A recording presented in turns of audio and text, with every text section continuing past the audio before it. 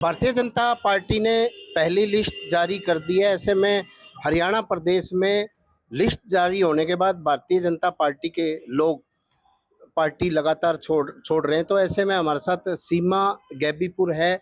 इनके बारे में बताना चाहूँगा कि ये 2 बार चुनाव लड़ चुकी हैं। एक बार बीजेपी पार्टी से लड़ चुकी, कई हज़ारों वोट इनको मिले थे और साथ ही साथ जिला पार्षद भी ये रही हैं। एक बार निर्विरोध, एक बार चुनाव लड़के। तो ऐसे में दावेदार थी ये टिकट की उकलाना क्षेत्र से। इनसे बातचीत करते हैं और इन्होंने अपने 3-4 जो पद थे सभी से इस्तीफा दे दिया है। मैडम, आपने किस लिए पार्टी को छोड़ा? जो भारतीय जनता पार्टी की 4 तारीख को टिकटें आई हैं, उन टिकटों को देखते हुए हम लोगों का पूरी भारतीय जनता पार्टी के संगठन का उकलाना का एक ही कहना था कि हमारे बीच से जो कार्यकर्ता काम कर रहे हैं उनमें से आप किसी को भी टिकट दीजिए, लेकिन बाहरी को हम स्वीकार नहीं करेंगे। लेकिन जैसा हमारे सुनने में आ रहा है कि आदरणीय मनोहर लाल खट्टर जी ने एक ही बात सुनी कि भी नहीं, जो मैं ये शामिल कर रहा हूँ इन सबको टिकट दूंगा। अगर उनका ग्राफ, हमारे पूर्व मंत्री आए हैं राज्य मंत्री, अगर उनका पब्लिक के अंदर, जनता के अंदर ग्राफ अच्छा होता तब भी हम सहर्ष स्वीकार कर लेते। लेकिन जो हमने देखा कि पब्लिक के अंदर उनकी नेगेटिविटी बहुत ज्यादा है, उनके साथ काम करने की मेरी इच्छा नहीं थी। इसीलिए मैंने पार्टी के सभी पदों से इस्तीफा दे दिया। पार्टी स्टेट कार्यकारिणी की सदस्य थी मैं, विशेष आमंत्रित महिला मोर्चा में भी, एससी मोर्चा में भी। एससी मोर्चा में मैं पहले उपाध्यक्ष रही हूँ, ठीक है, और जिला कार्यकारिणी में भी जो विशेष आमंत्रित सदस्य होते हैं उनमें का थी मैं। और बरवाला मंडल का मुझे प्रभारी बना रखा था, उससे पहले उमरा मंडल का प्रभारी था। तो मैंने अपने भारतीय जनता पार्टी की जो प्राथमिक सदस्य होती है उससे इस्तीफा दिया। तो जैसे आप दावेदार थे, आपने भी पार्टी के जो उकलाना क्षेत्र से दावेदारी भी जताई होगी। तो क्या लगता है, कोई ऊपर किसी पदाधिकारी ने राय ली हो और ली हो, बिना बिना उसके ही ये फैसला हो गया? ऐसा राय किसी की नहीं लेगी, लेकिन हाँ, हम सब लोग जब मिले शीर्ष नेतृत्व, चाहे मनोहर लाल खट्टर जी से, चाहे सतीश पूनिया जी से, चाहे यहाँ पर भारी बन के आए हैं पूर्व मंत्री राजस्थान राजेंद्र राठौर जी से, हम सब ने मिलकर अपनी एक इच्छा जाहिर की थी कि संगठन के कार्यकर्ता को टिकट दे। संगठन का कार्यकर्ता जब काबिल है चुनाव लड़ने के, तो हमें बाहरी की जरूरत नहीं है। लेकिन पार्टी ने, मैं नहीं सोचती किस प्रकार का ये निर्णय लिया है। मैं तो ये मानती हूँ कि खुद हम किसी को थाली में परोस के दे रहे हैं विपक्ष को ये सीट। उकलाना सीट का तो यही हाल। तो अब जैसे कार्यकर्ताओं में, आपके जो मिलने वाले लोगों में कितना रोष है? कितने लोगों ने और इस्तीफा दिया है? ऐसा है, पार्टी में सभी कार्यकर्ताओं में पूरा रोष है। जिससे भी मैं सवेरे उठती हूँ, 6 बजे उठते ही मेरे पास फोन आने शुरू हो जाते हैं। और 4 तारीख को जिस दिन टिकट अनाउंस करी, रात को 2 बजे तक मेरे पास फोन आए हैं कि भाई ये पार्टी ने बहुत गलत किया है। हर पार्टी का, चाहे पुराना कार्यकर्ता है, 40 साल पुराना कार्यकर्ता भी है, उसको भी ये लेकर रोष है कि ये जो पार्टी ने निर्णय लिया है ये बिल्कुल गलत है। आज क्योंकि कई लोगों के मेरे पास फोन आए थे जो जुड़े हुए हैं कि आपने अकेले निर्णय ले लिया, 4 तारीख को आपने अकेले ही इस्तीफा दे दिया, आप लोगों ने पहले, आपको कोई मीटिंग बुलानी चाहिए थी, हम सब आपके साथ इस्तीफा देते। तो मैंने ये कहा कि उस टाइम मेरे में इतना मतलब रोष आ गया था कि भाई पार्टी ने कहीं किसी के बारे में नहीं सोचा। तो मैंने, और एक मेरी बात भी हुई थी, 30 अगस्त को एक पन्ना त्रिदेव सम्मेलन था। तो त्रिदेव सम्मेलन में हमने राजेंद्र राठौर जी से कहा था कि अगर हमारे संगठन के व्यक्ति को नहीं मिलती तो सबसे पहला इस्तीफा मैं दूंगी। तो मेरे मन में वही था और मैंने बिना कोई किसी से बात करे इस्तीफा दे दिया। फिर आज अग्रवाल ब्लॉक के कुछ कार्यकर्ता थे, वो मिलना चाह रहे थे, तो मैंने कहा आप लोग एक जगह इकट्ठे हो जाओ, मैं वहीं आ जाती हूँ। तो उन्होंने नंगथला गांव चुना और वहां इकट्ठे हुए, और उसमें शामसुख का भी सरपंच था, साबरवास का भी था, संडोल का भी था।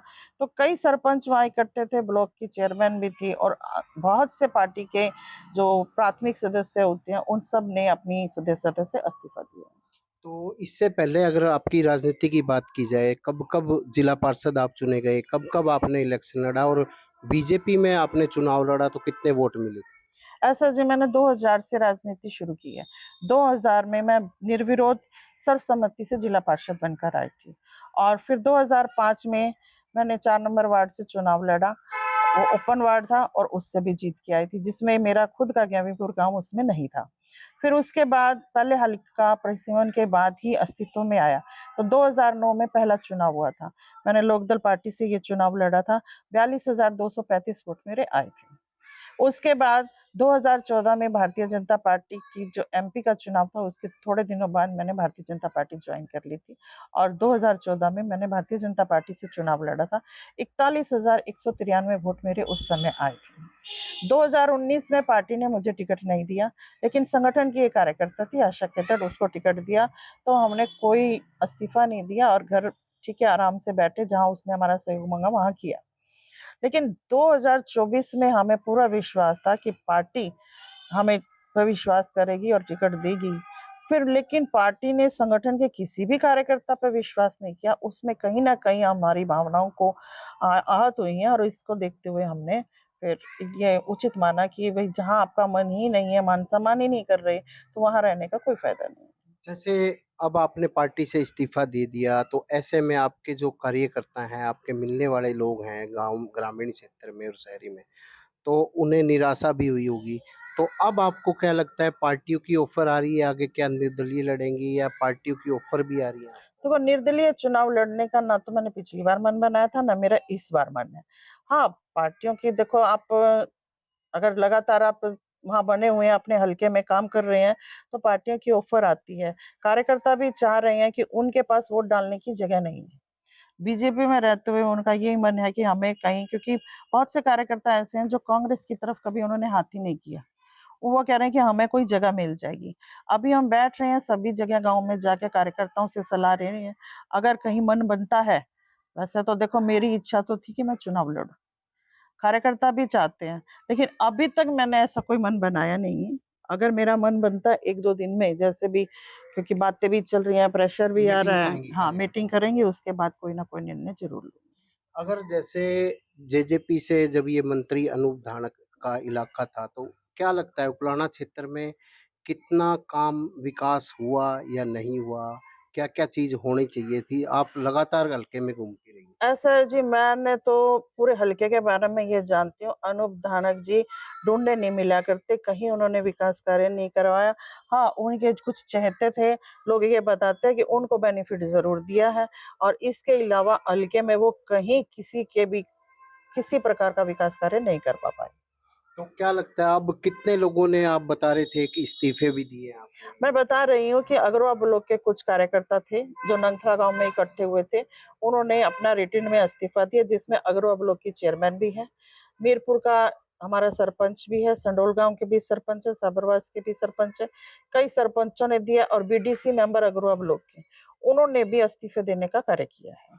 जैसे भारतीय जनता पार्टी ने इन्हें जो टिकट दी गई है, इनको आप कैसे देखते हैं? क्या लगता है अगर ये चुनाव होगा, क्योंकि आज बीजेपी और कांग्रेस की ही टक्कर रहेगी, क्या लगता है? ऐसे मैंने तो आपको खुद कहा है जी, कि ये टिकट देने के बाद ये चीज़ सामने आई है कि खुद एक तो होता है ना फाइट होती है, कहीं फाइट नहीं होने वाली, परोस के कांग्रेस को दी है भी हाँ, आओ और आप बन जाओ, यहाँ कोई भी आ जाए, वोट मांगने की भी ज़रूरत नहीं। ये थे सीमा गैबीपुर, इनका साफ तौर से कहना था कि ये जो टिकट दी गई है, वो गलत टिकट दी गई है। वो खुद भी दावेदार थी यहाँ, और अनूप धानक जब भी यहाँ इस एरिये में मंत्री थे, विधायक रहे हैं, और साथ के साथ विकास कार्य यहाँ बहुत ज़्यादा ज़रूरत है और विकास की आज भी ज़रूरत है। प्रवीण कुमार, हिसार।